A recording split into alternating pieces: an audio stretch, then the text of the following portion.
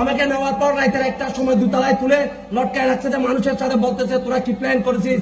আমি বলেছি কোনো প্ল্যান নয়, আমরা সারাদিন কাদের চৌধুরী ফ্যামিলি রাজনীতি করি, এটাই আমার অপরাধ। আমাকে টাকানোর জন্য অনেকবার চেষ্টা করা হয়েছে ঠ্যাং উপরে দিয়ে এই দুতলায়, কিন্তু আমি তো আপোষ করি নাই। আমি তো চাইলে হাসান মাহমুদের সাথে আপোষ করতে পারতাম, আপোষ করলে আজকে আমার 22টা মামলা আসামি হতাম না। আমি রাঙ্গুনিয়াতে যতগুলো মামলা হয়েছে প্রত্যেকটি মামলায় আমাকে আসামি করা হয়েছে। তাই এই সংগ্রাম আমার জন্য নয়, এই সংগ্রাম সবাইকে নিয়ে সংগ্রাম। আমারটা বলে লাভ নাই, আমাকে দেখে আপনারা আগামীতে রাজনীতি করবেন। আমি